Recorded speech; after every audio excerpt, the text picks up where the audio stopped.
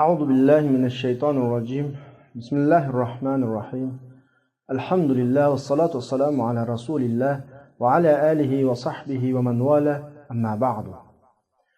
Biz oldingi soatlik darsimizda kitobimizningki 4-mazmuni Asalibut tafsir to'g'riliq so'zlab kelib, Asalibut tafsirda mufassirlarningki qo'llangan uslublarining 4 ekanligini, birinchisininki tafsir tahlili, ikkinchisininki tafsir ijmoli, uchinchisininki tafsir muqorin, to'rtinchisininki tafsir mavdu ekanligini qisqacha bayon qilib, birinchi, ikkinchi uslubni, ya'ni tafsir tahlili bilan tafsir ijmolini bayon qilib o'tgan. Bugungi darsimiz shu asoliblarning ichidagi 3-xil uslub, at-tafsir al-muqoringa keldik. Abdur tafsir muqorin haqidagi bayonini mundaq boshladi. Va huvallazi ya'madu al-mufassiru fi ila al-aya aw al-ayat fayajma'u ma hawla mawdu'iha min nususin سواء كانت نصوصا قرآنية أخرى أو نصوصا نبوية يعني الأحاديث أو للصحابة أو للتابعين أو للمفسرين أو الكتب السماوية الأخرى ثم يقارن بين هذه النصوص ويوازن بين الآراء ويستعرض الأدلة ويبين الراجح وينقض المرجوح. Biz ilgirki darsimizda ixcham shaklda bir tushuntirib o'tgan tafsir muqorin degan nima desa, mufassir bu tafsirda oyatlarning o'tirini solishtiradigan. Ya'ni solishtirish orqali o'rtaq ma'noni yakunlab chiqadigan. Oyatlar hadislarning o'tirini, oyatlar haqidagi sahobalarning so'zlarining o'tirini, oyat haqida kelgan hadislarning o'tirini, mufassirlarningki tafsirlarida ko'z qarashlarining o'tirini, hatto ulardan halqib samaviy kitoblardagi mushayatga munosabatli bo'lgan, ya'ni Isroillarda turiladigan mazmunlarning o'tirini solishtirish orqali buning ichidagi rojihlarni tanlab, marjuhlarini amaldan qoldirib yoki qoldiradigan uslubni biz uslub al-muqorin, ya'ni solishtirma uslub deymiz. Abturda o'tadi va huvallazi bu uslub mufassir shu uslubda bir yoki bir qancha oyatning qishiga kelib, shu oyat o'ziga olgan tema to'g'risidagi barliq mazmunlarni to'playdi. Mayli u mazmunlar naslar Qur'onning boshqa naslari bo'lib qolsin, yoki payg'ambar alayhisolamning hadislaridan olingan naslar bo'lib qolsin, yoki sahobalarning, yoki tabiinlarning, yo mufassirlarning, yoki boshqa samoviy kitoblarning nasri bo'lib qolsin, shu oyat yoki shu oyatlar o'ziga olgan mazmun to'g'risidagi shunga munosabatli barliq naslarni ko'z oldiga keltiradi, to'playdi. Thumma ondan keyin mushu naslar o'tirini selishtiradi. Ondan keyin fikrlar o'tirini tanfonlashtiradi va dalillar ko'z yugurtib chiqadi. Kuchli dalillarni bayon qilib, ojiz dalillarni amaldan qoldiradi. Ya'ni qoldiradi. Ya'ni qoldirgani buzildi degan ma'noda, ya'ni qoldiradi. Bu orqali shu oshkor bo'ldiki, ma uslubning sohasi eng tayin kengri, buning maydoni keng kushada va buning selishtirishning bir qancha yo'llarligini yuqoridagi ta'rifot bilan bilib oldik. Ya'ni biz ta'rifatning ichidan oyat boshqa Qur'onning boshqa nasri bilan biz ketayotgan naslning o'tirini selishtirdi. Demak, Qur'on bilan selishtirdi. Yani oyat bilan demakchi. Oyatlarni hadislar bilan moslashtirdi. Yoki shu oyat haqida kelgan hadislar bilan moslashtirdi. Yoki sahobalarning shu oyat haqidagi so'zlarining o'tirini moslashtirdi, tamponlashtirdi. Yoki boshqa mufassirlarning shu oyatni qilgan tafsirining o'tirini tamponlashtirib, ularni selishtirib, ondan keyin tafsir qildi. Undaganda bu tafsiriningki turi va yo'llari hali kengayadi. Shu yo'llarning ichidan Abdur 3 yo'lni bayon qildi. Birinchisi Qur'onning nasl bilan Qur'onning naslining o'tirini selishtirish. Chunki hammanglar bilasizlar, biz darsning boshida deb o'tdik. Qur'onning oyatlarini qo'llaydi. Yani Qur'onning bir sifati mutashabih. Yani oyatlar oyatdagi mazmun jihati o'xshaydi. Agar bu Qur'on Allohning boshqasining qishidan bo'lgan bo'lsa, lavajadu fihi ixtilofan katira. Ammo Qur'onning sohibi Alloh yolg'iz o'g'ach, Qur'onning qoili, Qur'onning egisi Alloh yolg'iz o'g'ach, Qur'onning oyatlarini o'tirib zidlik chiqmaydi. Aksicha Qur'onning ichidagi oyatlar birisini qo'llaydi, birisini izohlaydi, birisining mazmunini kengaytiradi. Shu nuqtadan mufassir o'zi tafsir qilmoqchi bo'lgan oyatga munosabatli boshqa oyatlarni to'plab kelib, hammaning mazmunini o'rtoqlashtirib, ko'z yugurtib chiqadi va buning ichidagi xulosalangan natijani tafsir sifatida tafsirga yozadi. Mana bu tafsir muqorinning birinchi turi. Qur'onni Qur'on bilan tafsir qilish. İttifaqan degani mayli bu Qur'ondagi ma'nosi bilan ma'nosining o'rtasida ittifoq bo'lsin yoki zohirsi ixtilof bo'lsin degani shak amaliyotda Qur'on bilan Qur'on zid kelmaydi. Lekin mufassirning ko'ziga yoki qarag'uvchining ko'ziga, o'quvchining ko'ziga zid tektildi. Mashtaxurlarni tanfonlashtirish orqali masalani hal qilgan gap. Masalan, mushu turning ichida Qur'on bilan Qur'onning nasrini selishtirish orqali o'tiridan mazmun yakunlash degan turdan bir fan paydo bo'lganlik. Ya'ni min hada naw mushu turning qatoridan mushkilul Qur'onda bir fan maxsus o'tirg'i chiqargan. Hatto mush to'g'risida ayrim maxsus kitoblar yozilgan. Ta'vil mushkilul Qur'on, mushkilul ahadis degandek-ku. Bu haqdagi asarlar kitobxonga bo'lgan har qanday odamga nisbatan ma'lum. Ba'zida Qur'onning ikki nasning o'tiradigan selishtirish, ikki nasning biri uningga yetamaydigan ma'nolarni o'tirib chiqarish uchun. Chunki u ikki nasning biri yana birini to'liqlaydi. Masalan, ba'zi oyatlar ba'zi o'rinda qisqa bayon qiladi, yana bir o'rinda keng bayon qiladi. Qisqa o'rindagi oyatni, keng o'rindagi oyatni qo'shgan vaqtda bir butun voqelik yoki bir butun ahkam mukammallashadi. Qarab baqsaq taloqqa munosabatlik masalalar, iddatga munosabatlik masalalar, mirosga munosabatlik masalalar Qur'onning har taraflariga chechilgan. Mishanlam tutib, bir butun masalalarning hammani oydinlashtirman desang xato deysiz. Miros masalasini hal qilmoqchi bo'lsam, Qur'ondagi butun oyatlarni birga kelgan vaqtda miros ilmiy mukammallashadi. Iddat masalalarini hal qilmoqchi bo'lsam, Qur'ondagi iddatga munosabatli butun oyatlarni birga kelsang, iddat masalasi hal bo'ladi. Shunga o'xshagan bir masala. Chunki ikki nas o'tiridagi iborat deydi. Yani iborat ikki nasning o'tirida ijoz, itnoblik nuqtasidan, qisqa uzunlik nuqtasidan, ixcham bayonlik nuqtasidan, am xoslik nuqtasidan, mutlaq muqayyadlik va undan boshqa nuqtalardan farqlangan bo'lg'achqa, buni bir-biri bilan izohlash orqali mukammallashtirish to'g'ri keladi. Bu taraf Qur'oni Karimning qissa taraflarida xil ro'shan ifodalanadi. Ya'ni qissaning naslarining hammini bir qissaning Qur'ondagi naslarining hammini to'plash, qissani mukammallashtirish va hadislarni o'zaro bir-biri bilan bog'lash qilib boradi. Odam alayhissalom bilan shaytonning qissasi bir qancha o'rin tilga olingan. Bir o'rinda kelganlar ma qissani mukammal tasvirlagan olmaydi. Balki hamma qissalarni bir akaga vaqtda andan keyin ma qissa bizga nisbatan ro'shan echiladigan gap. Musa alayhissalom bilan Fir'avnning qissasi bir necha o'rin tilga olingan. Bu shu xil. Fadlan an al-mufassir yastanbitu al-asbab wa yakshif an al-asrar wal-hikam التي من أجلها كان الاختلاف بين التعبيرين والمغايرة بين الأسلوبين بلفظ مرة أو بآخر أخرى وبصيغة مختلف. Degani yuqoridagi abzasninki nimasi bo'ldi bu qistiraliqi oxirisi.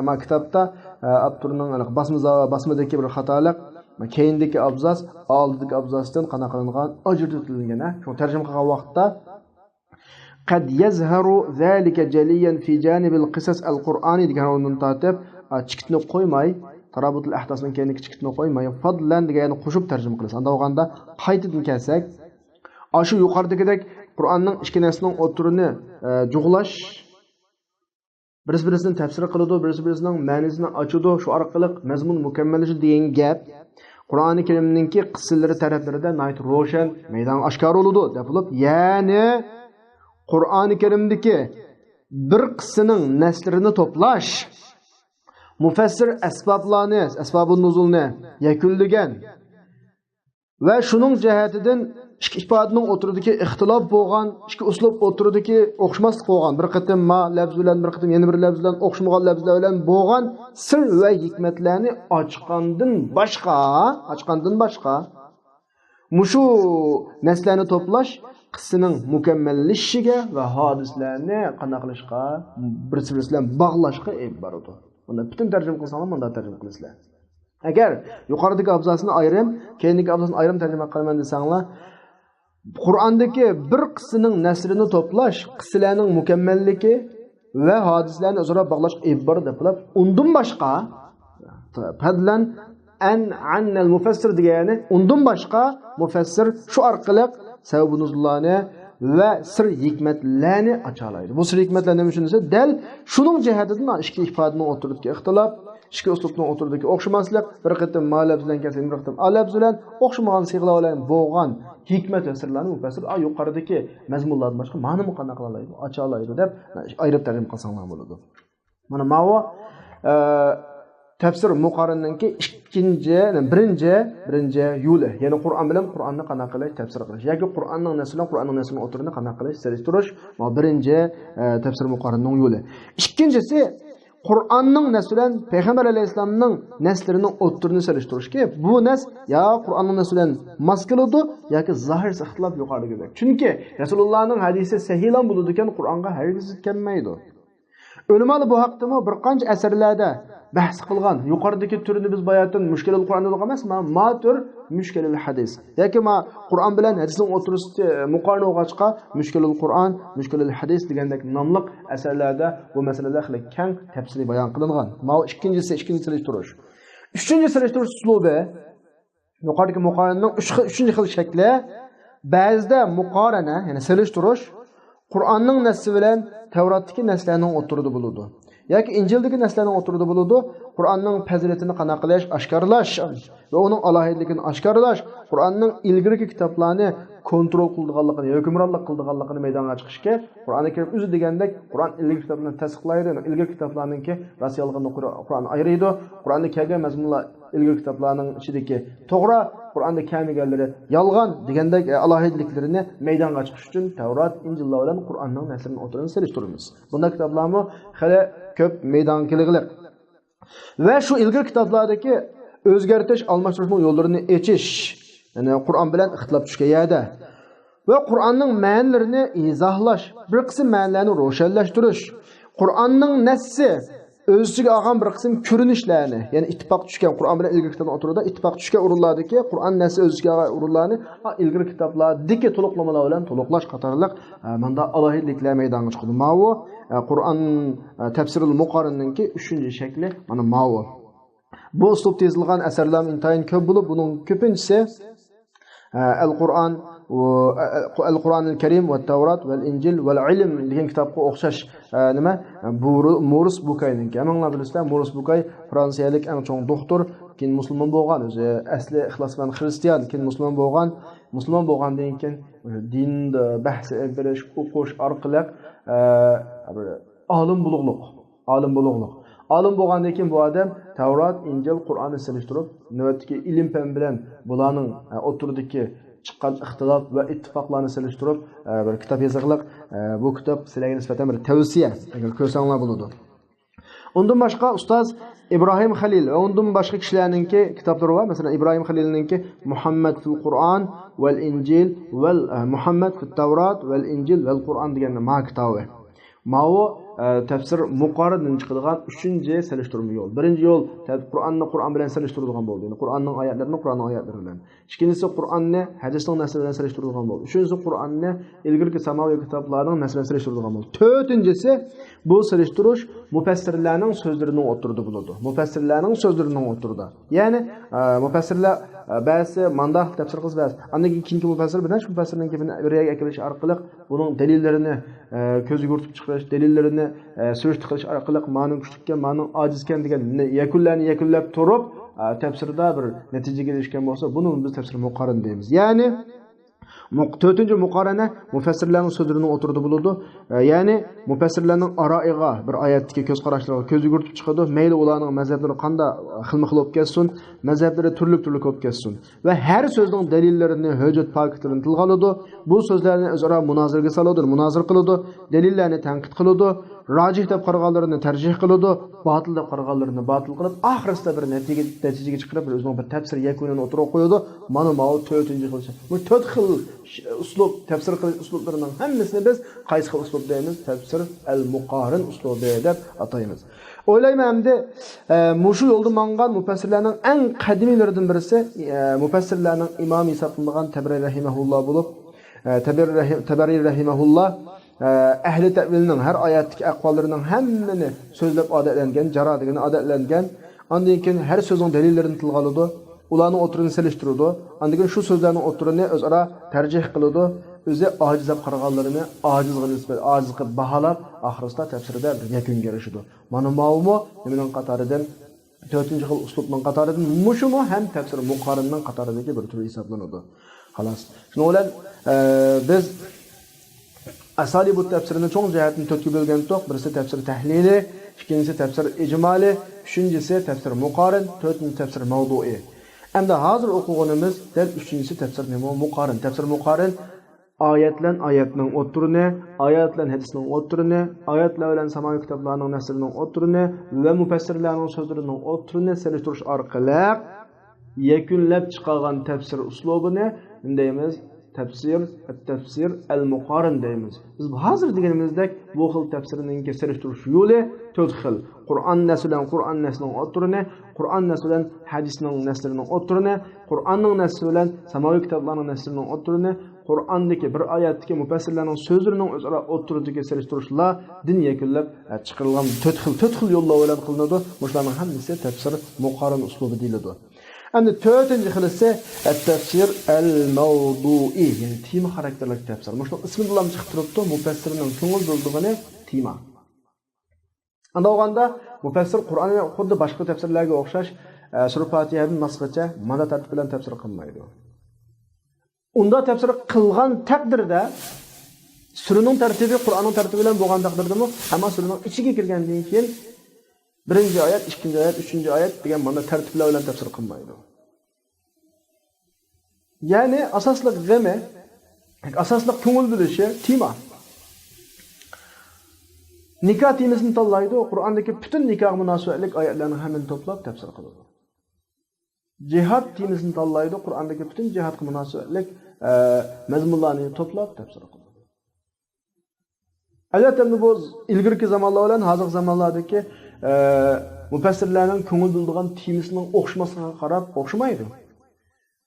Jamiyatimizda qanday bir masala, hodisa yuz bersa, shu hodisaga qarata ko'ngil bilish ko'payadi. Andagan Qur'onning ichida shu hodisaning dalillarini izlaydigan gap. Shuning bilan bir tema chiqadi.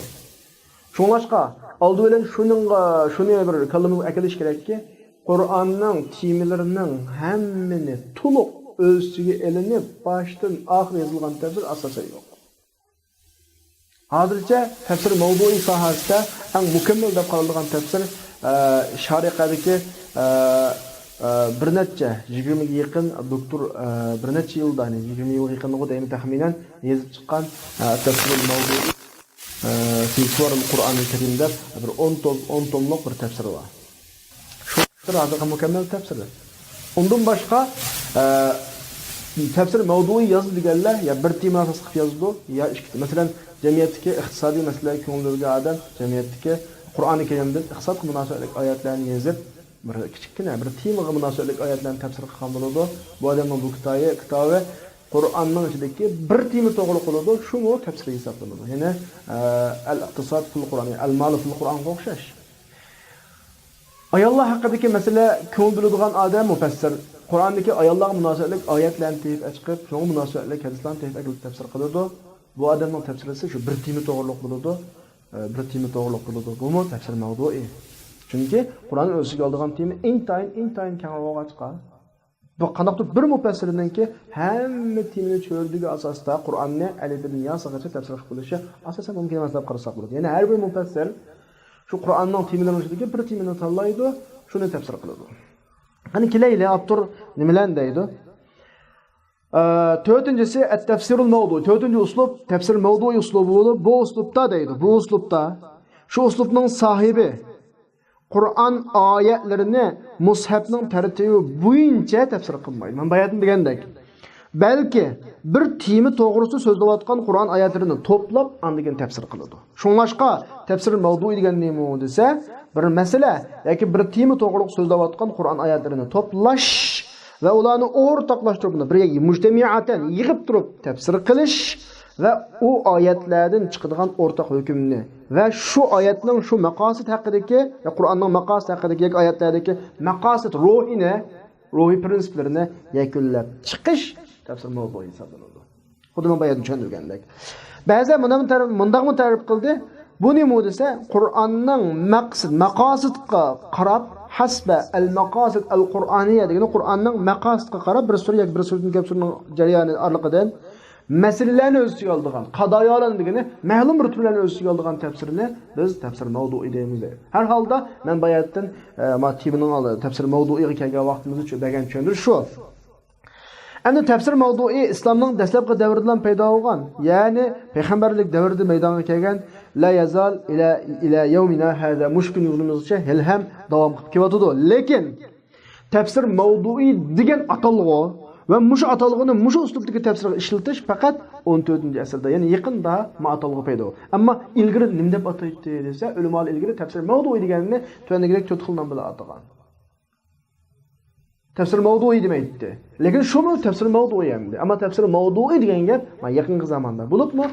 Dunyodagi umumiy sohalar tadqiq qilinish bunda holatiga o'tgandan keyin Qur'oni Karimning mavzularni, temalarni qizib chiqarib, shunga munosib oyatlarni shu temalarga tatbiqlab turib, shu temalarni din ko'z qarashi, Qur'onning maqosidi bo'yicha boshqalarga tushuntirish maydonga chiqqandan keyin tafsir mavdu'i degan atalg'u paydo bo'lgan. Ilgarilar nima deb ataydi desa, "Va nastati'u an najid at-tafsir al-mawdu'i." Biz tafsir mavdu'ini salaflarning qashda bir qancha suratda topa olamiz degani boshqa nomlar bilan ataydi. Masalan, bu nomlar birinchisi Qur'onni Qur'on bilan tafsir qilish deb ataydi masalan. Chunki bir tema haqida so'zlayotgan Qur'on oyatlarini bir yerga to'plash va ularni ba'zi-ba'zidan qanday qilish, tafsir qilish. Tafsir mavdu'ining eng a'lo darajasi, mevasi eng katta fazilat jihati eng. Chunki Qur'onni Qur'on bilan tafsir qilish degan gap Allah'ın sözünü Allah'ın sözü bilen tushundirishga degan gap bo'ladi. Har qanday inson aqllisi o'zining gapini o'zi tushundirsa, eng to'g'ri tushundiradi. Shunga o'xshashlar. Buningga kishilarning eng baldur bag'ini payg'ambar alayhisalom bo'lib, Rasululloh o'zining sahobalarga Qur'onni Qur'on bilan izohlab berdi. Buningga misol intayin ko'p. Masalan, Imom Buxoriy rivoyat qilgan hadisda payg'ambar alayhisalom va indahu mafatihul g'ayb la ya'lamuha illa huwa degandiki mafatihul g'aybni 5 xil g'ayb deb tushuntirib, buni tuandik oyatlar tafsir qilib berganki, mafatihul g'ayb xams deb o'tib, innalloha indahu ilmus sa'a. Ilmus sa'a birinchi mafatihul g'ayb ma'vo va yunazzilul ghays, ikkinchi mafatihul g'ayb ma'vo va ya'lamu ma fil arham, uchinchi mafatihul g'ayb ma'vo va ma tadri nafsun madha taksibu ghadan, to'rtinchi mafatihul g'ayb ma'vo وما تدري نفس بأي أرض تموت ما باشنجة مفاتيح الغيب ما هو إن الله عليم خبير deb ma oyat orqali oyatni tafsir qilib bergan. Demak, Qur'onni Qur'on bilan tafsir qilish Rasulullohning zamonasida Rasulullohning tafsirining qatorida bu tafsirlarning birisi. Dal mushu Qur'onni Qur'on bilan tafsir qilishmi o'z vaqtidagi, ya'ni burungi salaflarning qashidagi tafsir mavzu hisoblanadigan tafsirlarning turlarining birisi. Şu tefsir mavduini sahabe radhiyallohu alayhimlarni bilib yetib, bular o'xshash oyatlarni bir yerga to'playdi va oyatning ba'zisidan tafsir qiladi. Agar ularga shu oyatlarning tafsirisi qiyin kelib qolganda ko'p qolsa, Rasulullohga murojaat qiladi. Rasululloh ularga bayon qilib berdi. Ma'vo qadimdagi tafsir mavduining turining birisi. Qadimdagi tafsir mavduiningki turining birisi, ya'ni Qur'onni Qur'on bilan qanday qilish, tafsir qilish. İkinci türü, salaflarning nazaridagi qadimdagi tafsir mavdu'ining turlarining ikkinchisi ahkam oyatlarini yig'ib tafsir qilish. Chunki qadimdan tortib mufassirlarning bakroq ko'ngil bergani ahkam, fiqh masalalar. Unda olgandan keyin mufassirlarning tabiiylab shunga yuzlanishi aniq. Bir bo'lik mufassirlarning qadimi mufassirlardan bir bo'liklari fiqh ahkam oyatlarini iz qo'g'lashga yuzlangan bo'lib Qur'oni Karimda. Boshqa oyatlar sizligini boshqani qo'yib turadi. Ve şu ayetlerini yukarıdaki bizdeki muş uslub boyunca tefsir kılışka yüzlengen. Muşu muallafatların en dağınlıklarının birisi El-Cami' li Ahkamul Kur'an El-Qurtubi'ninki, Ahkamul Kur'an Cessas'ninki, Ahkamul Kur'an İbn Arabi'ninki, Neylul Muram min tefsir ayatul ahkam li Muhammed Sadiq Hasan, yani Muhammed Sadiq Hasan'ninki. Yukarıdaki tefsirlerin annesi xilma-xil mezheblerdeki öz mezhebinin fıkhısı boyunca Qur'oni Karimning ichidagi ahkam oyatlarini qana qilish, tafsir qilish. Ya'ni Qur'oni Karimning oyatlaridan ahkam oyatlarini yig'ib, buni o'zining mezhebiga mos shaklda tafsir qilish, vakil xarakteridagi ahkam kitoblari. Bularmi hamma hisoblanadi. Muqim Qur'ondagi fiqhlarimiz degan bo'g'achqa shu nuqtadan tafsir mavdu'i hisoblanadi. Ammo tafsir mavdu'i degan nom yaqinda qo'yildi, ilgari mana deb ataladi. Aniqki bu ham tafsir mavdu'ining turlarining qatoridir. Bu bir. Uchinchisi, qadimgi tafsir mavdu'ilarning yana bir ifodalangan turi ashbah va nazar. Al-ashbah va nazar. Al-ashbah va nazar degani shu o'xshashliklar degan gap. U qanday gap bu desa, va yaqumul mufassir fihi. Al-ashbah va nazarada mufassir Qur'oni Karimdagi bir so'zni izlaydi. Masalan, Qur'oni Karimdan haq degan so'zni izlaydi.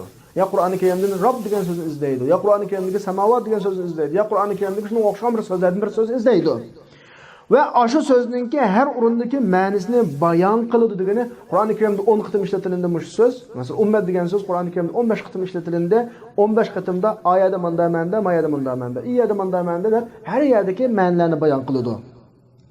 Ondan keyin Qur'oni Karimning shu so'zlarga bo'lgan isti'molotini, ya'ni Qur'on necha xil ma'noda qo'llangan bu so'zni va shu so'zning xilma-xil dalolatlarini tunishtiradi.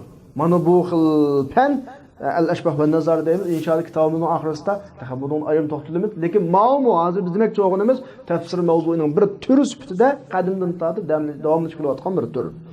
Mushu sohada yozilgan danglik asarlarning qatoridan birisi tuvandagi 6 asar Al-Ashbah va Nazar fil Qur'onil Karim Muqaddim Sulaymonninki, At-Tasarif Yahya ibn Salamninki, Basair Zawud Tamyiz fi Lataif al-Kitab al-Aziz Firuz Abadininki, Nuzhatul A'yun an-Nawazir fi ilm al-wujuh va an-nazar. Ma fanning yana bir ismi al-wujuh va an-nazira. Ibn Jawzininki Kashf as-Sarair fi ma'rifat al-wujuh wal ashbah wa an-nazar. Ibn Ammadninki الأشباه والنظر في الألفاظ القرآنية التي ترادفت مبانيها وتنوعت معانيها ثعالبينك مشلان همسه مش الأشباه والنظر أسلوب لا يزلغن كتابلا مش الأشباه والنظر مو قدمda tafsir mavdu'i sifatida muomala qiladi. Ya'ni tafsir mavdu'i demak. Hozirgi zamonda atash to'g'ri kelib qolsa, buni ayrim nom bilan emas, tafsir mavdu'i degan cho'ng nomning kategoriyaning ichiga kirgizsak bo'ladi. Endi ma'qildagi tafsirininki mush al-ashbah va nazar degan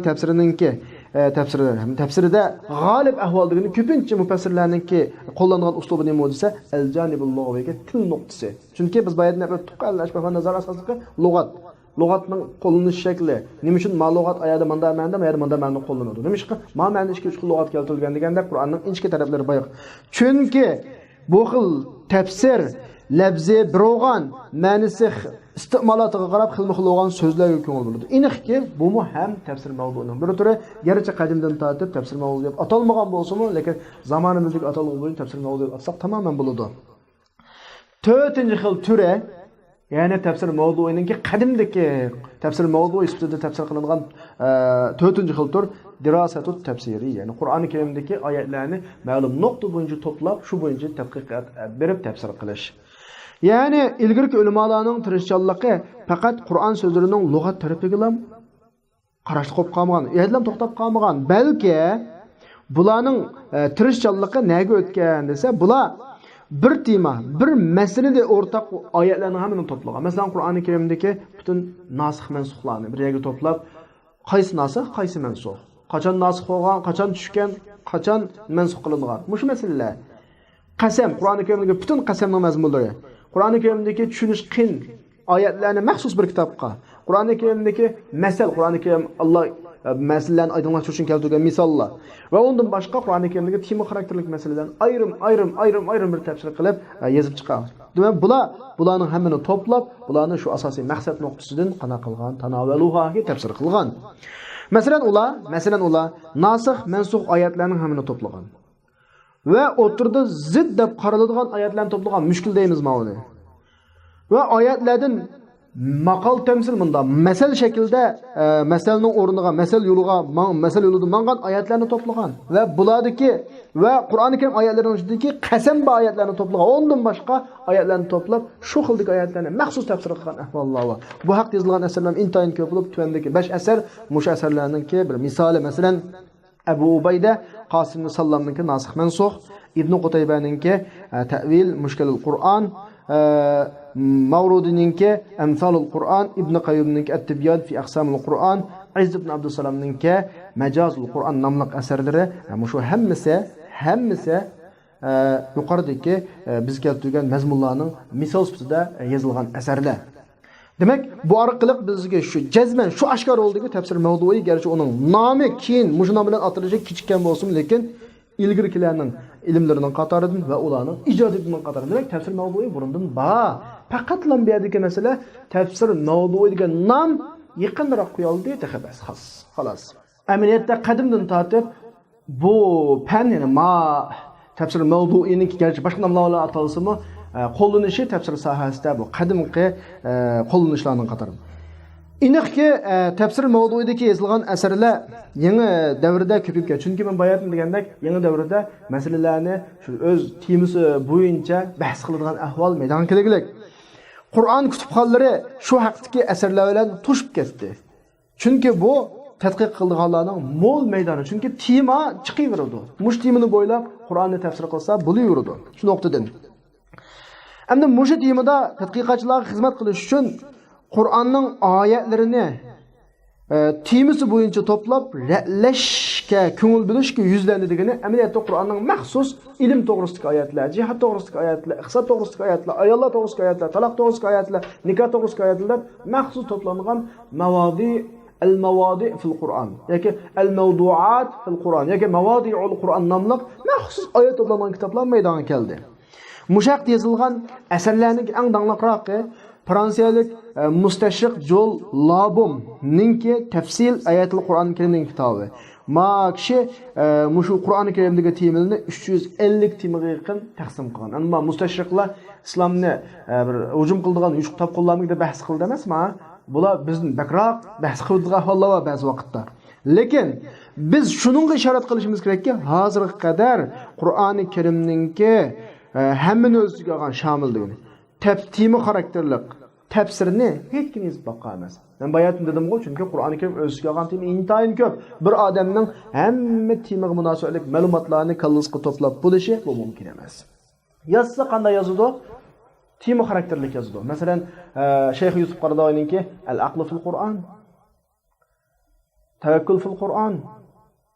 Sha'rawininki, Imom Sha'rawininki Al-Mar'atu fil Qur'on, Abbas Aqqatninki Al-Mar'atu fil Qur'on va boshqa mufassirlarninki Al-Iqtisod fil Qur'on, Al-Mal fil Qur'on degandek ma'lum bir temani bo'ylab yozadi, ammo bir odam bir tafsirning ichiga butun temalarning hammasini o'ziga olgan shaklda yozib boqmadi. Bayatim deganimdek bu haqda yozilgan eng mukammal asar shu At-Tafsirul Mawdu'i Isvarul Qur'onil Karim 9 yoki 10 tomlik atrofida basmaga qarab farqlanadi. Shariqadagi universitetdagi 20 ga yaqin doktorlar 10 necha yildan ortiq vaqtning ichida, 20 yaqin vaqt qo'daymi, shuni ichida yozib chiqqan.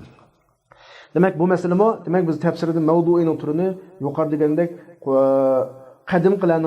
qadim qilaningki nazarda tafsir mavdu degan atalg'i ishlatilmagan bo'lsin, lekin tafsirul Qur'on bil Qur'on, tafsir ayatul ahkam, al-ashbah va nazair, ad-dirasat, at-tafsiriyya degan nom bilan burundan tortib davomlashib kelayotgan uslub ekanligini bayon qildik. Endi tafsir mavduiningki uzun uslubi jihatda tafsir mavdui tundagidek 3 turga bo'linadi. Qasimut tafsirul mavdui ila 3 anwa.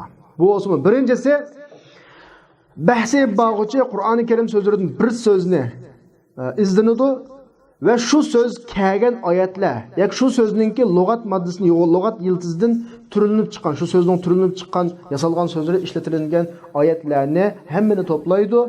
Ondan keyin shu oyatlarni tafsir qiladi, shu oyatlardagi shu so'zlarning dalolatlarini yakunlab chiqaradi. Qur'oni Karimning shu so'zni qancha xil ma'noda ishlatganligini yakunlab chiqadi. Bu birinchi xilisi.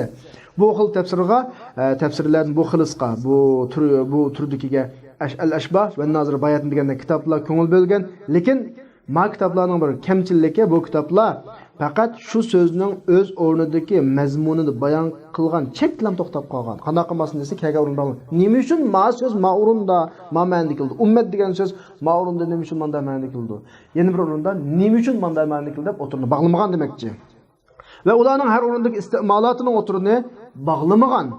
Shuning bilan ularning so'zni qilgan tafsirisi faqat dalolat lafziya. Miyada manda manda deb qo'ygan. Nima uchun bunda bo'ladi? Miyada nima demakchi? Mush o'xshash so'z tursa, miyada nima deb boshqa ma'noda keladi, o'xshash so'z tursa. Demak, maqsad nima? Ma'nolar o'tmagan demakchi. Ondan keyin ma'xildagi tafsir kengayib mufassirlar bir so'zni izlab o so'zning xilma-xil o'rindagi dalolatlarning o'tirini bog'lashga uringan. Shuning bilan ma uslub bilan yangi ma'nolarni maydonga chiqargan. Balog'atning turli har xillarini maydonga chiqargan va Qur'on mo'jizliklarininki bir necha yo'llarini maydonga chiqargan va Qur'onning intayin nozik dalolatlarini yakunlab chiqqanki, ma yo'ldan boshqa yo'ldan unda qilib bo'lmaydi. Mushu turdagi yozilgan asarlarning qatoridan birisi Kalimatu haq fil Qur'onil Karim Shayx Muhammad Abdurrahman Ravi Al-Mustalahat al-Arba'a fil Qur'on al-Ilah va Rabb al-ilah, al-ibada, ad-din, Abul A'la al-Mawdudining kitobi Uyg'urchaga tarjima qilindi deyman.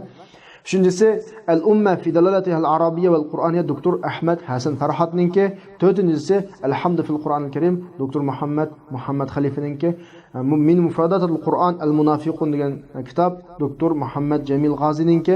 Ta'ammulat havla vasail al-idrak fil Qur'an-ı Kerim el-His vel-aql vel-qalb vel-lub vel-fuad degan kitap Doktor Muhammed Sharqavininki. Mana birinchi xil tafsir mavdu'i. Navbatga ikkinchi xil tafsir mavdu'i bir meseleni özüge algan Kur'an ayetlerini xil uslublar bilan ko'zdan ko'chirish, tahlil qilish, munozir qilish va uning ilova yozish nuqtasidan bir yerga to'plash va Qur'onning shularga bergan hukmini bayon qilish masalasi. Ma'qul bo'yicha tafsir qilgan mufassir o'zining g'amini shu timni o'zi qiladi va timni opiradigan mazmunlar qiladi.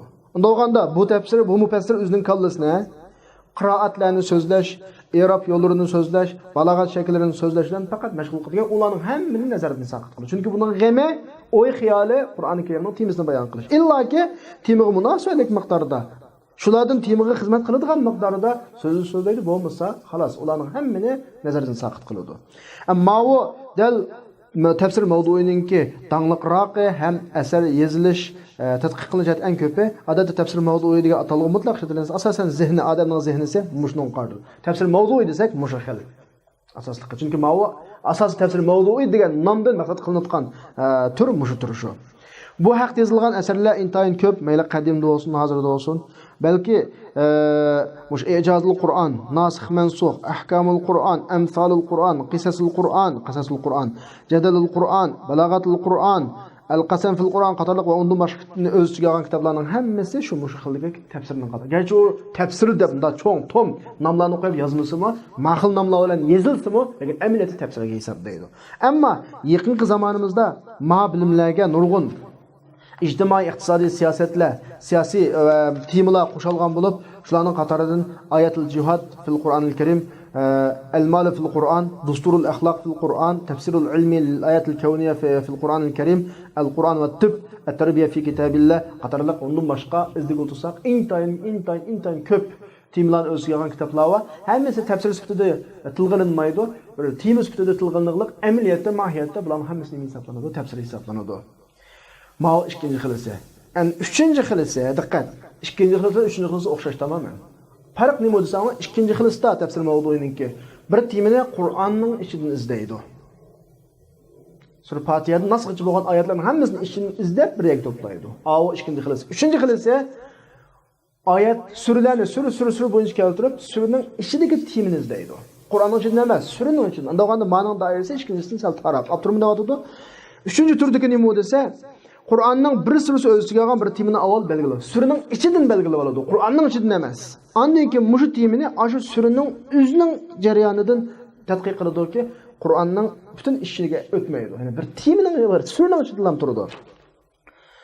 Matur siz ko'rgandek ikkinchi turga yaqin, lekin ma'noning doirasi anadan ta. Chunki ikkinchi turda bir temani Qur'onning ichidan izlasa, maturda bir temani suraning ichidan izlaydi. Ma'lumki, hammalar bilasizlar, Qur'oni Karimning suralarining har bir suraninki mustaqil bir xarakteri bor. Bika birini sura Baqara, birini sura Nisa, birini sura Ali Imron deb atamaydi. Atilishining o'zidan har bir sura ma'lum bir xarakter, shaxsiyatni o'z ichiga mujassamlashtirgan. Va u suraninki izohlash, bayon qilishni inshaallohan bir nishoni bor. Dal mushu suraning hadifini tepish tadqiq qiluvchi va mufassirga inchki nozuk ma'qumlarni, nazuk munosabatlarni, balog'atlik suratlarni echib beradi. Dal mushu xil tafsirda shu xil masalalar bayqiladi. Ana tafsiri dal suraning maqosid va nishonlarini bayon qilishga ko'ngil bo'lib, alohida ko'zga ko'ringan, farqlangan kishilarning qatoridan biri Sayyid Qutb rahimahulloh. Ya'ni Sayyid Qutb nimani shart qilgan desa, har suraga bir muqaddimani ilgari qilishni shart qilgan bo'lib, bu muqaddimada shu suraning nishonlarini bayon qiladi. Ve o'zining tafsirida mushu uslub bo'yicha ma'noda boshdan oxir mashtaqliq. Mana bu ahvol mimma degani mushu doirada mang'liq mana bu ahvol mimma mana bu ahvol Sayyid Qutbning tafsiriga siz undan bosh tafsirida asosan topolmaydigan bir shaklni ato qilmoqchi. Shu alohida. Mushu tafsirlardan mushu xil yozilgan asarlarning qatoridan tuandagi 5 asar, masalan, Tasavvurul Uluhiyya kama ta'arradahu Suratul An'am yoki tu'riduhu Suratul An'am. دكتور إبراهيم الكيلاني نماذج من الحضارة القرآنية في سورة الروم دكتور عبد المنعم الشفيع. قضايا العقيدة في ضوء سورة قاف كمال محمد عيسى. قضايا المرعى في سورة النساء دكتور محمد يوسف سورة الواقعة ومنهجها في العقائد محمود غريب yuqoridagilar bir misol undan boshqa izlasak intayin ko'p kitoblar bor. Demak, yuqoridagi tiz ko'rib chiqish bilan biz yuqorida asaliy bu tafsirni ko'rib chiqdik emasmi? Shu oshkor bo'ldiki, tafsir mavzui biz o'tirib qo'ygan 4 dona tafsir uslubining muhimlarining qatoridan buning nurg'un alohidaliklari bor, ammo bu uni bayon qilgan soha emas. Bugungi vazifamiz asosli tafsirninki qisqacha uslublarini qanday qilish, bayon qilish. Shuning bilan bugungi darsimiz bu yerda oxirlashdi. Mushunchalik bilan kifoyalanamiz. Va oxiru da'vana alhamdulillahi robbil alamin.